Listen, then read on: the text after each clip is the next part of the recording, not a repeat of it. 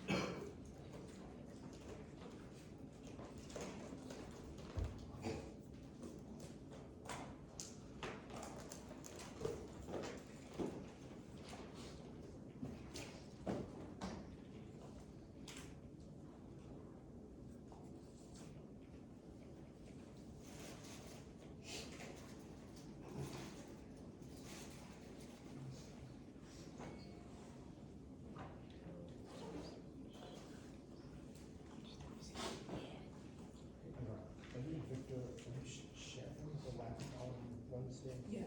So, what does that mean? Like, you can attend part of it, and focus on part of it, and trade on.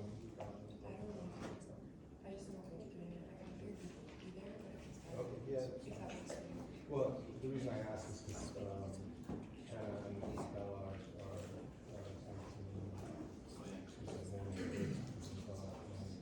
I think Victor and I are both going to be there.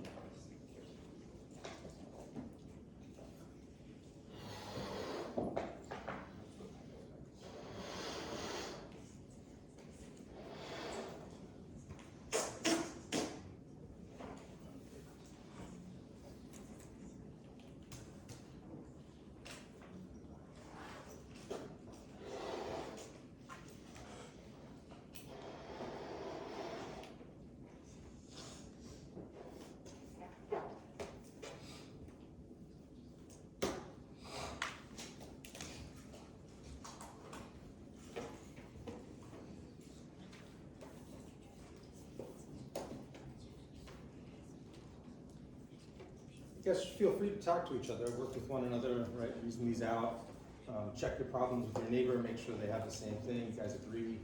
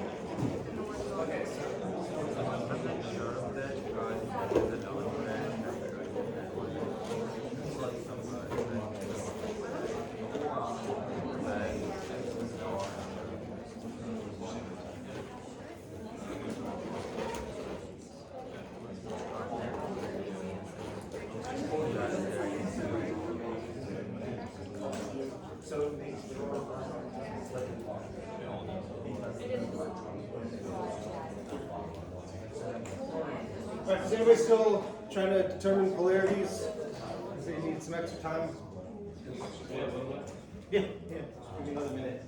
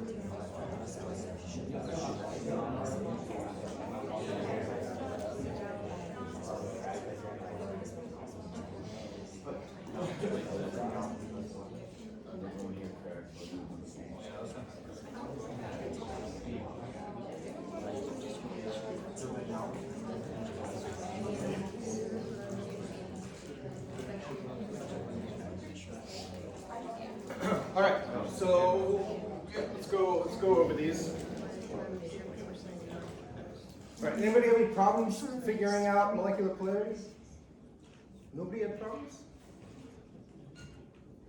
Okay, good. It's good to admit that, because not all of the information you necessarily need to determine the overall molecular polarity is here, right? Or have we learned it yet in this class? All right, so let's talk about that, right? So let's look at these first two.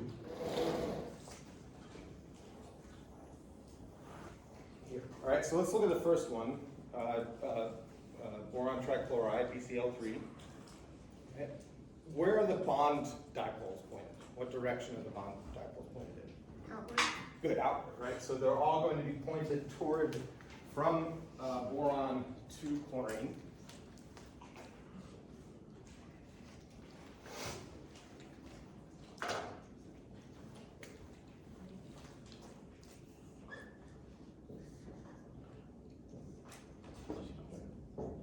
Right, so the overall molecular dipole looks like what? There is no. Good, there is no overall molecular dipole, right? We can say that these three dipoles, right, these three individual bond dipoles, it's like three people pulling on a rope attached at the center, right? And those people are separated by 120 degrees, right? No matter as long as they're all pulling to the same degree, right, that center is not going to move. All right, so all three of these are going to cancel each other out, right? And so BCl3, it's not a polar molecule. Even though there is a central, there are three individual strongly polarized bond dipoles, the overall molecular dipole is 0, all right? Questions about that? Okay, let's look at ammonia, all right? Let's assess the NH bonds, where those NH bonds polarized. Pointed towards nitrogen? Yep, good. Right, so nitrogen is more electronegative than hydrogen. Right, so these bonds are going to be pointed inward. Right, so what's the overall molecular dipole for ammonia? Yeah, I have a question. sure, yeah. We missed the electron pair for nitrogen. Pardon me? The diagram doesn't show the electron pair for nitrogen. Okay, excellent, right, so one thing I'm not showing, right, is the non-bonding electron pair. Right, that's an important factor. Okay, so does that, I mean, I could put it anywhere on this nitrogen. Does that impact the molecular dipole of nitrogen? Yeah, so since that makes the 3D shape of trigonal pyramidal, then those dipoles will be pointing upward. Excellent. All right, so by showing you these two examples, this is kind of the point I want to get across, right? We can't just look at a drawing on a page because those drawings are always necessarily going to be two-dimensional, right? And molecular dipoles it's a phenomenon that happens on a three-dimensional molecule, right? So looking at these molecules without complete information, right, it's hard to determine the molecular dipole. We were right on this one, right? The molecular dipole is 0 because this is a completely flat molecule, right? Whereas ammonia is not a flat molecule. It adopts a geometry called a tetrahedral geometry, right? And that's what we're going to focus on today. So if we were to redraw ammonia a little more accurately,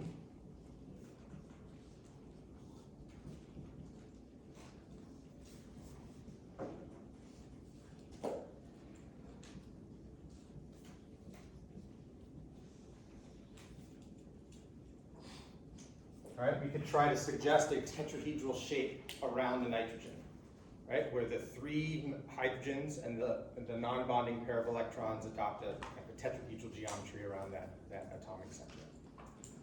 All right, I used a convention up here that some of you might not have seen, right? So you can see I've drawn one bond as just a regular line, right? 2 electrons in a bond, right? And then I have one bond that's shaped like a wedge. One bond that's shaped like a hash. Okay, it's not something you have to worry too much about now, but once we get into, I think, chapter 11 later on, right, it's going to become important. Does anybody now know what this convention means when we draw a wedge bond and a hash bond? Right? The wedge means that the atom is coming out toward you, and the hash means it's going back. Good, right? So again, we're limited when we draw these molecules on two-dimensional surfaces. We're limited as to how we could represent that three-dimensional structure, right? And so this allows us to infer some three-dimensionality, right? So the wedge bond means that it's coming out of the board toward you.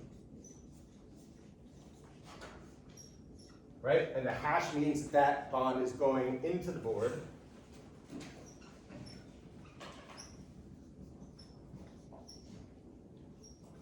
Away from you. Right? So again, it's just a convention to illustrate some three-dimensional aspect to the molecule. Ammonia does not have to be illustrated this way. Right? If we're trying to show it's a three-dimensional molecule, it exists in a tetrahedral shape, then we would show it that way. Usually we could just draw it, just like I did up there, with 3 hydrogens, right? And our knowledge of nitrogen, our knowledge of shapes that we're going to learn today, you'll be able to pick that up. Yeah. So drawing it in its shape can help us actually determine the molecular dipole, right?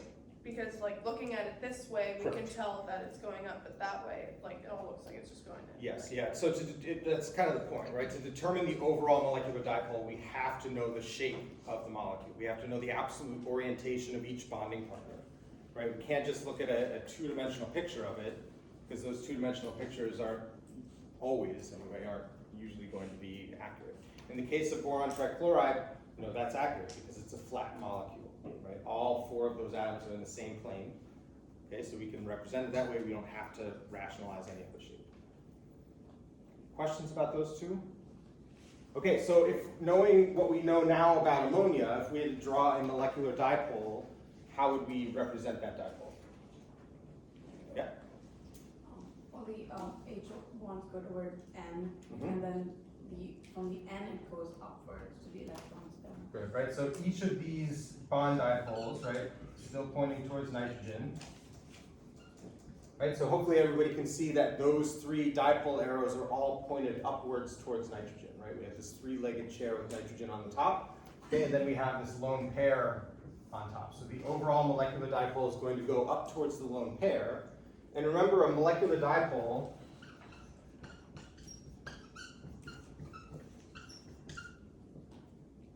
some glass so you can see it.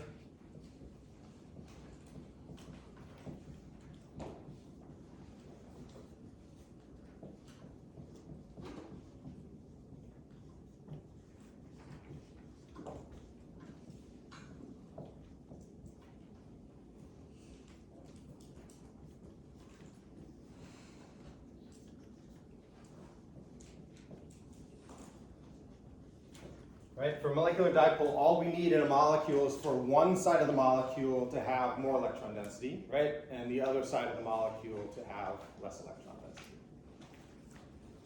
Okay, so this lone pair matters, right? Because it's sitting on nitrogen, there's going to be a lot of electron density there, right? And nitrogen is pulling electron density away from the hydrogens, right?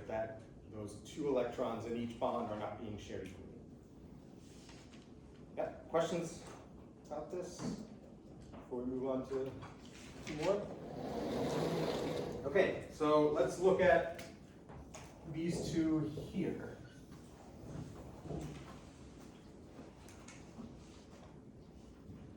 Okay, in terms of the shapes of these molecules, anybody tell me what shape these molecules are going to be? Yeah? Trigonal planar. Good. So these centers are going to have a trigonal planar geometry, which means that both of these molecules are going to be flat, right? So all 6 atoms here, right? All 6 atoms here are going to be in one plane, right? So you can think about it like a cookie sheet, right? Putting all 6 of those atoms on the cookie sheet, that's how they're going to be arranged, right? So there's none above the cookie sheet, none below the cookie sheet. They're all just on that same plane, right? So, and we're going to go over that today. You can see that this carbon is attached to a hydrogen and a chlorine, right? This carbon is attached to a hydrogen and a chlorine just like up here, but these 2 are not the same molecule. These are different molecules, right? Even though the atoms are attached at the same points, right? You can see that they're arranged differently. Up here we have a chlorine on top. Down here we have the 2 chlorines on the bottom of the molecule, all right? We refer to these as stereoisomers, or just geometrical isomers. Right? And we're going to go over today why these 2 things are not interchangeable. right? But knowing that they're not interchangeable, knowing that they're two separate molecules, who can tell me about the molecular polarity of the molecule on top? Yep. It has to, because it cancels each other out. Good, right? So they're individual bond dipoles. We can say that the chlorine's going to be, or the electrons are going to be polarized towards chlorine, right? But hopefully you can see that those individual bond dipoles are going to cancel one another out, right? So as a result, this is a non-polar molecule, right? Just based upon the way that those chlorine atoms are arranged around the double bond. People heard of cis-trans isomerism? Cis and trans molecules, yeah? So anybody know what this top one would be referred to as? Trans. Trans, yeah. So trans meaning that the two chlorines or the two big atoms are on opposite sides of the double bond. Okay, okay, what about down here? Where's the molecular dipole pointed down at the bottom? Would be going straight down. Good, right? So again, it's a summation of all the bond dipoles. The two bond dipoles are pointed in the same way, right? So this is going to be a semi-polar molecule. Yep. Yeah.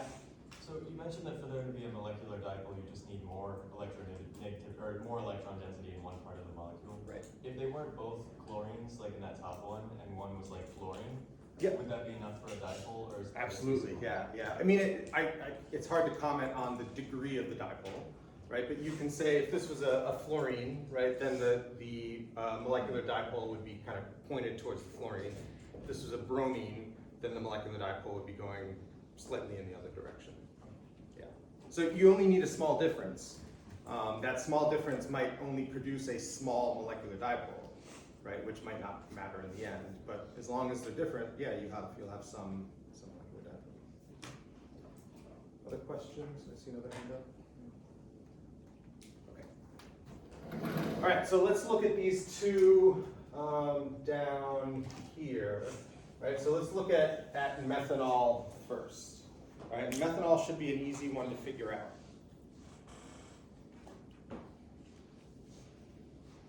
Let's say it points straight down. Okay, so you're going to say it points straight down. How many people agree with that? Okay, anybody disagree with that? Disagree? Yeah. I think it's at a little bit more of an angle because the oxygen is partially negative and it's like pulling the carbon along with it, Okay. along with the two electron pairs. Okay. All right. So you know, one thing that it's easy to get tripped up on, right? When we abbreviate groups, those abbreviated groups like this methyl group CH3, right, on the page or on the board looks just as big as the hydrogen, right? But we have to realize that bonds to hydrogen are relatively short, right? Bonds to carbon and those other group 2 elements are relatively long. Right, so if we wanted to more accurately draw this picture, we would draw it like this. Okay, and so we can't really say that the molecular dipole is going down because the electrons in this molecule are shaped like that. Right, and so really the molecular dipole would be going in that direction because most of the electrons are here. Right, there are only 2 electrons between oxygen and hydrogen. And we certainly have to consider those, right, when determining the molecular dipole, right? But the molecular dipole, remember, we're looking at one side of the molecule versus the other side of the molecule. When we draw methanol,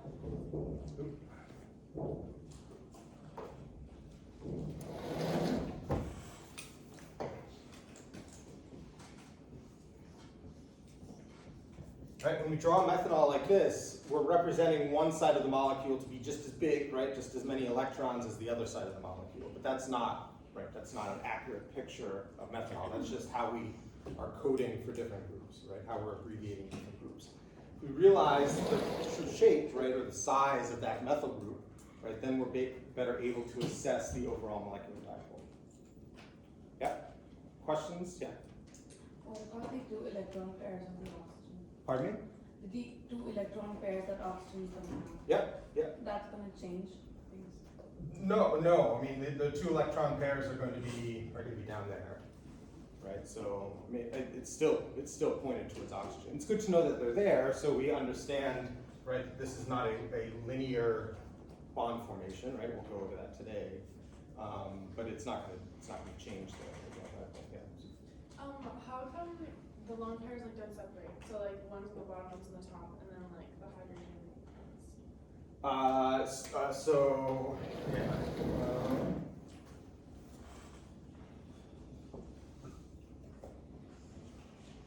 Why didn't I draw it like that? Is that what you're asking? Because that's not an accurate representation of methanol. I can, right? That wouldn't necessarily be incorrect, right? I'm just drawing it on the board.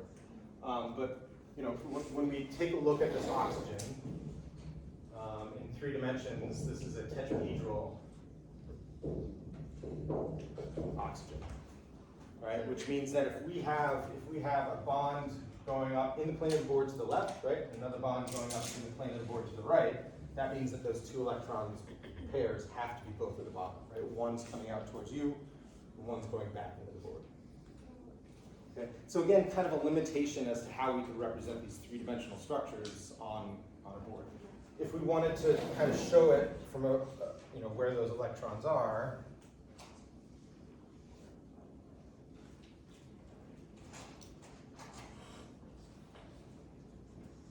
right, that might be a better way to show that we have one pair in front overlapping a second pair in the back. Okay. But we'll get into that in a second.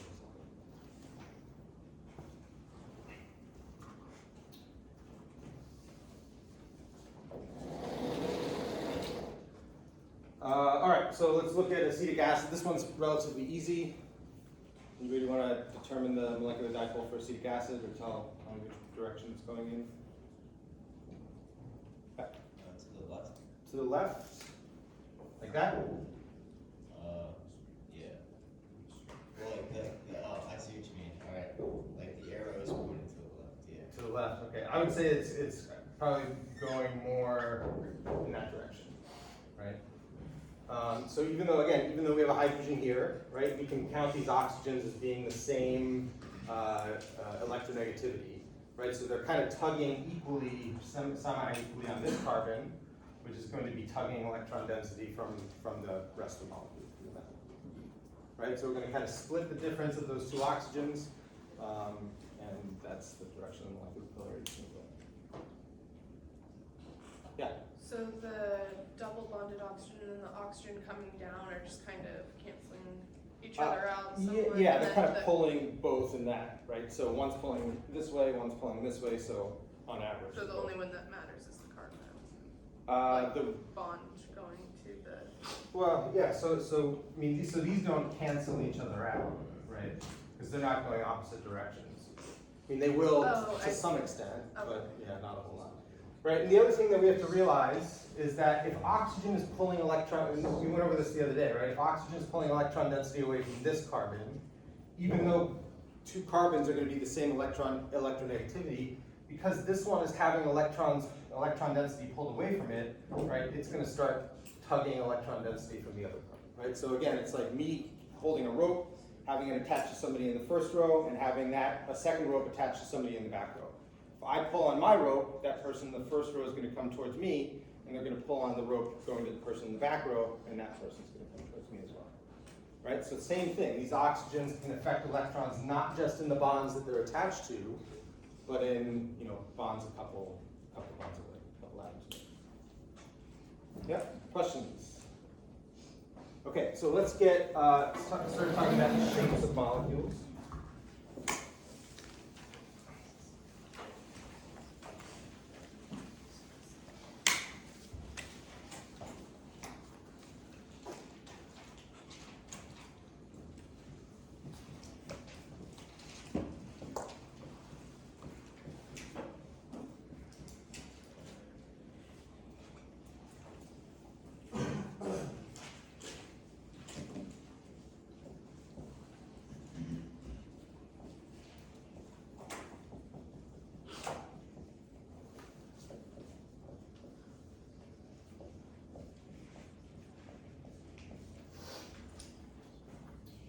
Okay, so when we look at methane, when we observe methane and measure methane, right, CH4, what we observe is that the carbon-hydrogen bonds, the 4 carbon-hydrogen bonds, they are all exactly the same length. They're around, if I'm remembering correctly, around 1.2 angstroms, but you don't need to know the length, right? All you need to know is that you have 4 bonds that are exactly the same length, right? Exactly the same strength, and the bond angles, the HCH bond angles, right? They are all exactly the same, okay?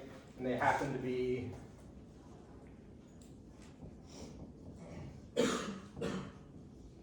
109.5 degrees, exactly.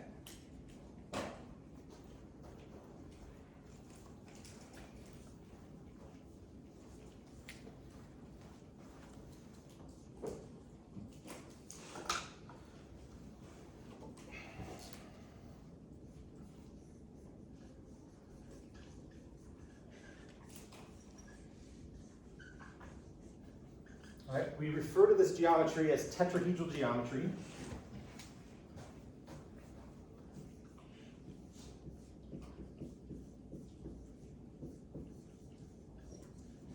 All right, and we can rationalize this geometry with a theory or a concept called VSEPR theory. Has anybody ever heard of this? Sometimes we call it VSEPR. Can anybody tell me what it means? Yeah. So like it stands for Valence shell electron repulsion theory. Good, good. And like it says that like 2 bonded atoms in an atom would stay far, like would stay at maximum distance, and then 2 lone pair of electrons would stay at minimum distance. Okay, okay. Yeah, so to simplify this, right, it's a jumble of letters, valence shell, electron pair, repulsion, right? But all it means is that the electron pairs around a center, the valence electron pairs around a center, because they're all negative, right, they're going to try to move as far apart from each other as possible, right? That's going to be their lowest energy state, those electron or those electron pairs being as far apart from each other as possible. And so when you have 4 areas of electron density around the center, right, the lowest energy state for those 4 areas of electron density is going to be in a tetrahedral form, right? So somebody had asked me about the electrons on oxygen, right? So if we imagine that the center of this balloon cluster is an oxygen, right? So we were talking about methanol, right? You can see that there's going to be a bond here going towards hydrogen, right? There's, the methyl group, bond here going towards the methyl group, a bond here going towards hydrogen, right? And then we have a pair of electrons in front, right? And a pair of electrons directly behind this.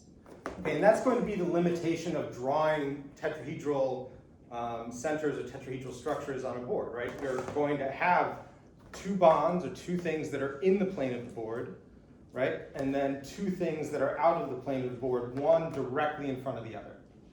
Right, and so when I drew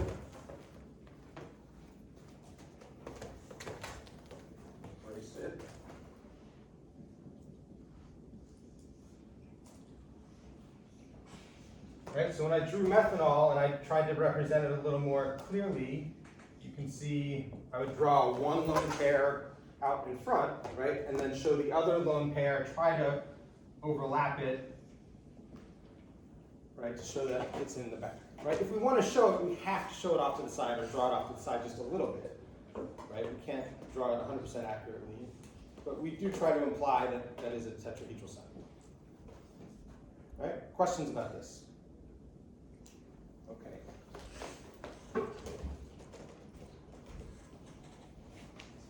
So whenever you have 4 areas of electron density around the center, okay, that is going to be around 109.5 degrees. And this is the number that I want you to remember, right? That number is going to vary a little bit depending upon what the molecule is, what the center is.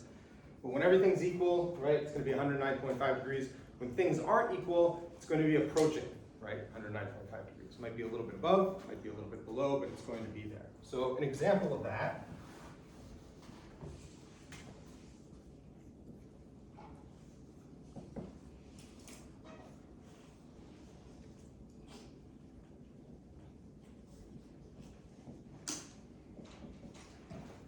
An example of that is going to be ammonia. So this is a molecule that we just looked at. We determined it was tetrahedral, right? And so the 3 bonds to hydrogen, right, those are going to come from these legs of these balloons on the bottom, right? And then that lone pair, that's going to be in this top balloon here.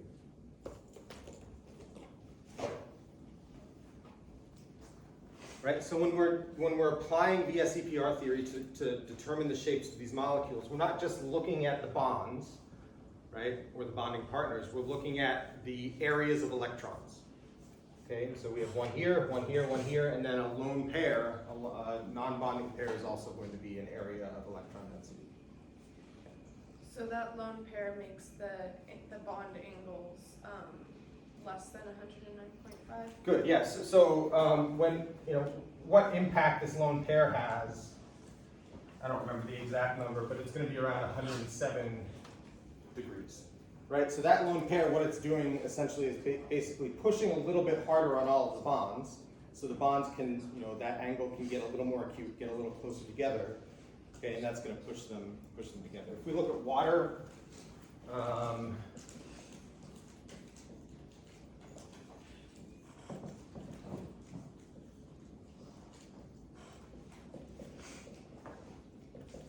right, water, something like the HOH bond angle is something like 104.3 degrees.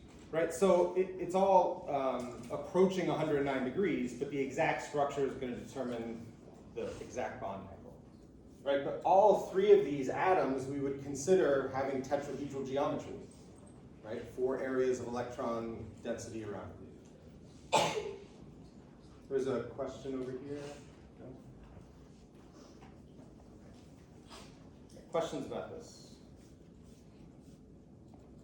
Okay.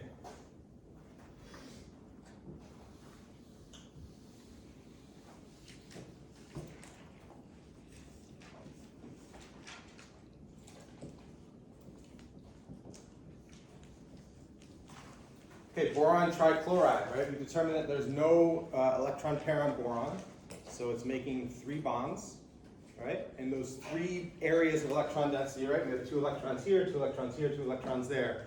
When those 3 areas of electron density try to repel each other, right? Try to get as far apart from each other as possible, what angle is going to be produced? Yeah. 120 degrees. Excellent. 120 degrees.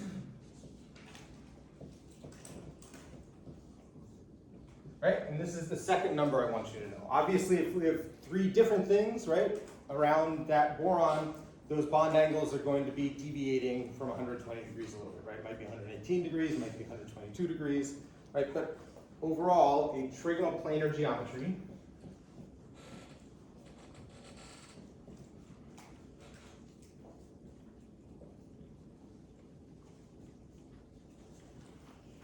trigonal planar geometry, so all 4 of those atoms are in one plane, right? The bond angles are going to be approaching 120 degrees, right? So that's the number I want you to know. Again, I don't expect you to tell me the exact bond angles, right? I just want you to know the 109, 120, and then 180 as we get into it. Right, so this would be an example of a trigonal planar center, right? You can see each of the balloons would be a bond or an orbital, and then the atom, the central atom, would be sitting in the middle of this orbital cluster. Yeah. Questions?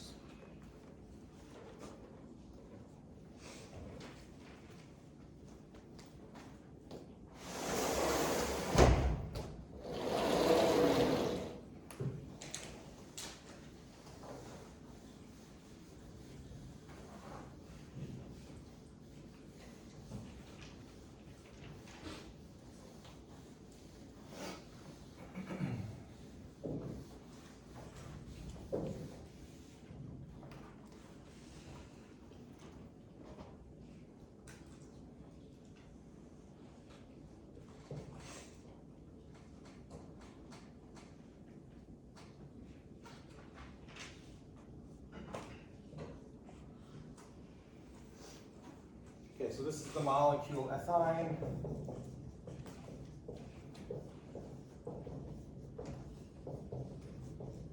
Commonly referred to as acetylene, right? So this is a gas used for welding in industry, right? And what we see here is that the bond angle around carbon, right? Carbon is going to be attached to 2 things, right? Or have 2 areas of electron density around it. right? And so when you have two areas of electron density that are trying to be as far apart from each other as possible, what angle will be produced? 180. Yeah, like 180 degrees. So, right, and it's going to be hard to deviate from 180 degrees.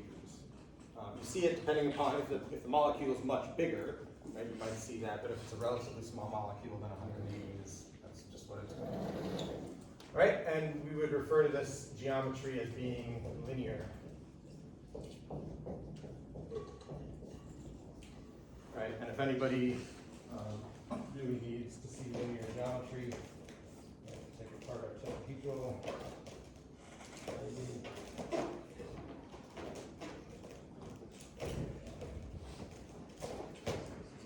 Right, so we have one area of electron density on one side, one area of electron density on the other side. This is, I would hope, the easiest to understand. Yeah.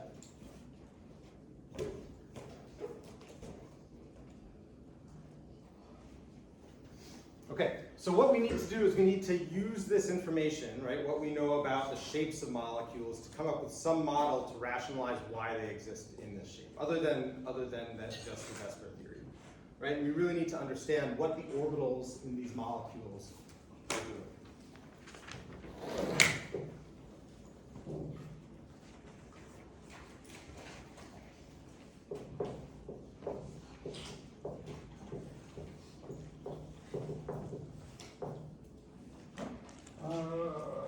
Let's do this. All right, so let's really quickly just talk about dihydrogen. Everybody's seen this example, right? This is the easiest example possible. You've probably seen it in high school, right? Whenever we make dihydrogen, molecular hydrogen, right, what we're doing is we're taking a hydrogen atom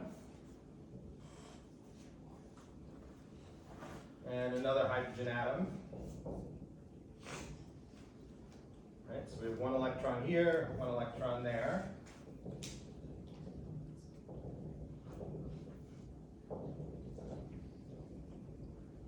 And how many people have seen diagrams like this before? Okay, good. At least that's okay. The hydrogen electron exists in the 1s atomic orbital.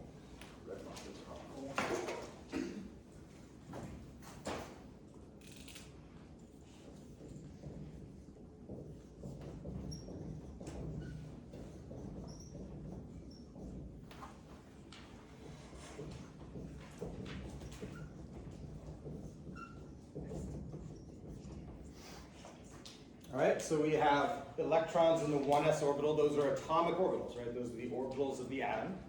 Okay, and when we combine those two, right, we're taking two atomic orbitals, we combine them, right? We're going to create two new molecular orbitals. So the number of atomic orbitals that we put in, right, that's the number of molecular orbitals that we get out.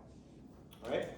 How many people have heard of the wave-particle duality of an electron, right? So electrons can act as particles, right? Little pieces of matter, right? They can also act as a wave, right? They have a wavelength.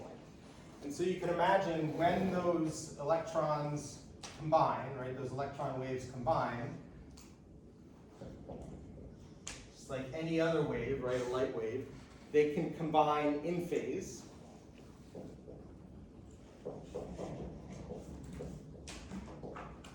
Right, which would lead to the creation of a stronger standing wave, right? And when they combine in phase,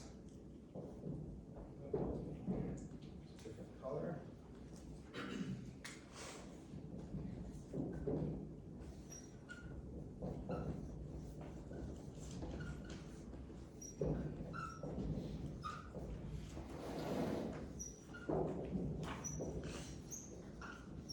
Right, when they combine in phase, right, create a larger wave, right, that in phase combination leads to the formation of a sigma bonding orbital, right, single bond basically, but a sigma bonding orbital, right. So those two electrons that were just part of atomic orbitals, now they're in between the two hydrogens in a molecular orbital, right, that we call a sigma bonding orbital, right. So we can think of this hydrogen,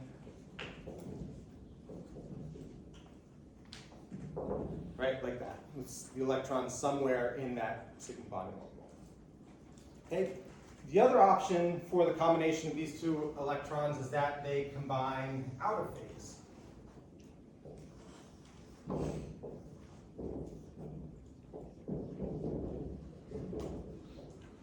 Right, and that's why this always leads to the formation of two new molecular orbitals, right? Two atomic orbitals, they have two possible ways of combining, right? And those two possibilities result in two orbitals, right? So the bonding orbital, and then up here we would have the anti-bonding orbital.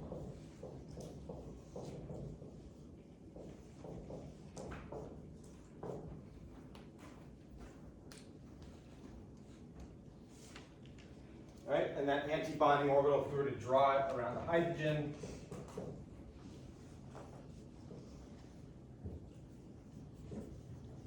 right, it would kind of look like that, right? So it would look like two areas of electron density trying to get away from each other. Okay, there are no electrons in that anti-bonding orbital, so it's not something we have to worry about in dihydrogen, right? But it's there. It's, you know, if we elevated the electrons, we energize the electrons, that's where they would go. Yeah? Questions about that? Okay. So when we look at something more complex like methane,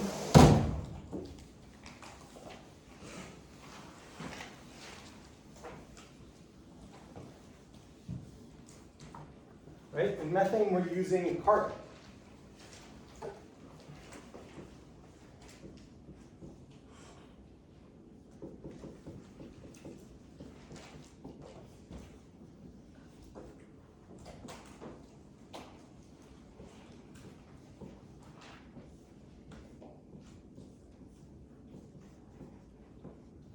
Right? So when we look at the electron diagram for carbon, we drew this the other day, right? Carbon has how many total electrons? 6, right? 6 total electrons, 4 valence electrons, right? So we have 2 core electrons, right? 2 electrons in the 2s orbital, right? And then we start filling the p orbital, right? So this is the atomic electron diagram for carbon, right? What is the problem with this when we consider the structure of methane?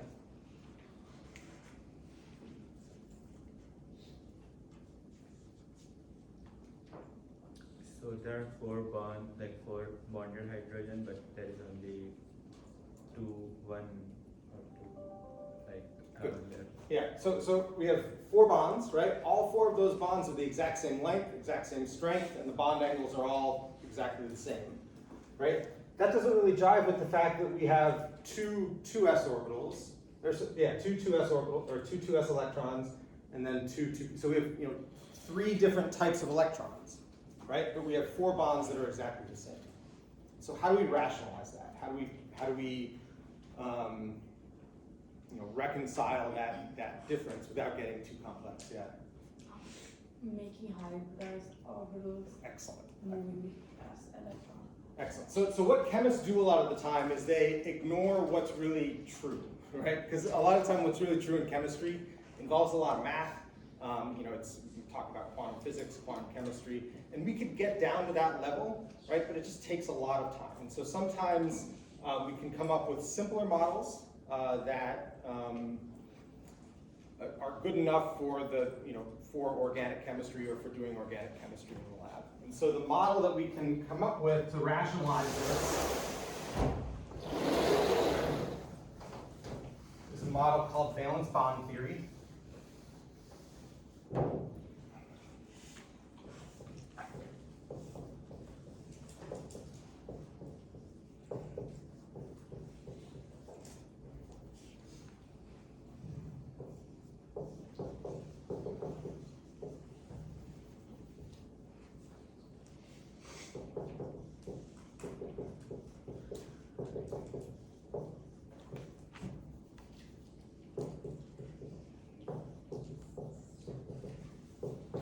Right? And basically what all that's saying is that atomic orbitals are going to form hybrids. They're going to combine with one another to form hybrids that are going to be the same.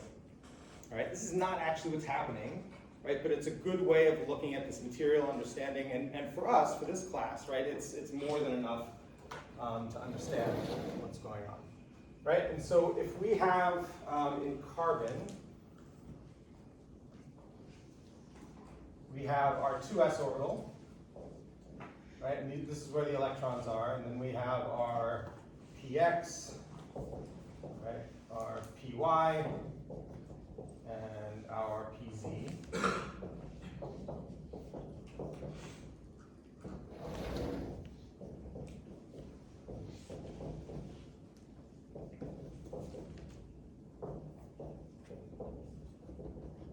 Right? What valence bond theory says is that these are not the orbitals involved in bonding, right, in our organic molecules, but some hybrid of those orbitals will be, right? So we can't take two different types of orbitals and create 4 bonds that are exactly the same, but if we take those 2 different types of orbitals, hybridize them, right, smush them together, and then pull out a hybrid,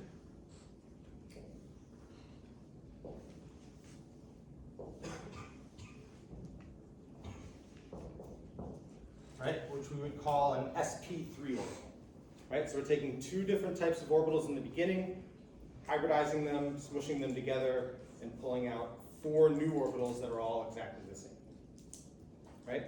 We call them, anybody know why we call them sp3 orbitals? There was one S and 3 p orbital. Excellent, right? So this is not some weird thing that we came up with. We call it sp3 because there's a 1s orbital, right, and 3 p orbitals, right? So it's just telling you what orbitals are being hybridized. The number of orbitals that we hybridize, right, that's going to be the number of orbitals that we get out. So we have 1, 2, 3, 4 orbitals being hybridized. We're getting out 1, 2, 3, 4 orbitals in the middle. Okay, and that's going to, having 4 of the exact same orbitals, right, now that allows us to adopt this tetrahedral shape for forming. Questions about this? We're just about out of time. So we'll come back to this. We're going to hit up hybridization of valence bond theory pretty heavily on Monday. Okay. Oh yeah, workshops are going to start next Tuesday.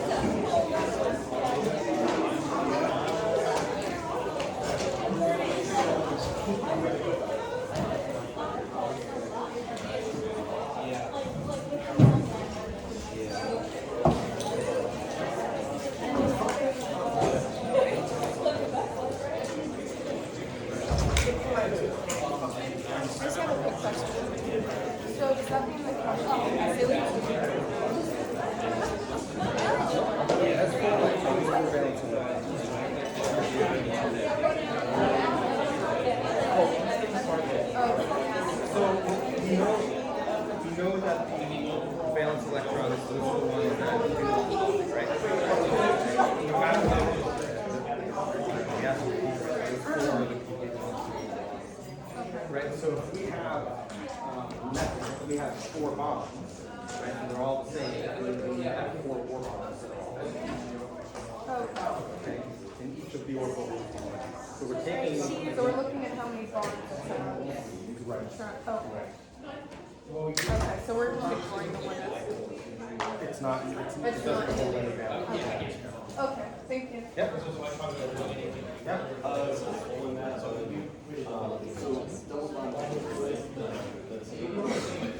And then, I mean, generally, and then like, so, I don't know, maybe it's because I'm visualizing along crystals and like the Rumi shapes, but wouldn't that affect it if it was like this way instead of that way? Yeah, so when we draw these molecular dipoles, we're not trying to be 100% accurate. We're just showing this is part of the molecule that has the oxygen, this is part of the molecule that has the other. The electron carries back, sure. Right, but in this case, it's very not. We have 2 So, I don't know, if it was like pointed that way, would it have a slightly different dipole than if it was pointed the other way? The hydroxyl. Yeah, if it was rotated. It would. So that's usually when you figure out molecules, because these molecules don't stop, right? It's always spinning. So we have to kind of consider how average of that spin and what it's going to look like. That oxygen actually doesn't spin as much as you think. But Is it like because of the other oxygen you would want to stay like further away from like all that electron? yeah, that's one of the reasons. The other reason is, and this is something we'll go over in the chapter, these electrons are actually what we call in conjugation with this double bond. Okay. So I don't know if you've read the book. This book talks about something called resonance early on. And so we have these electrons here. What can happen is that these electrons can overlap at the orbital, creating this double bond, right? And they get put into this bond, those get pushed out, right? And so the overall structure is going to be The way he explained it was an average of these two, right? It's going to look more like this for sure, right? But we have to consider this as contributing structure. And because of that, because there's a double bond there, it's hard for that rotation. Cool. Thank you. I appreciate it. I have a question which I'm confused about. What's the difference between tetrahedral and trigonal geometry? So trigonal pyramidal is going to have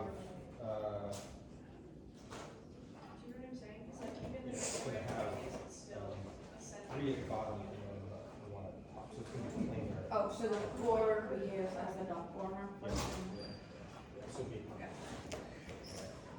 Yeah, this is just a 4 one with the way you did 4. Okay. Are we gonna study about that? So the only geometries that we need to know are the tetrahedral, trigonal planar, and that's it. Right? So some people like water, some people would call it the bent geometry. Yeah. We're just considering it tetrahedral because we consider those electron pairs part of the. Yeah. Also, I was confused about that. So for water, we have 2 O like those groups, those maybe electron pairs.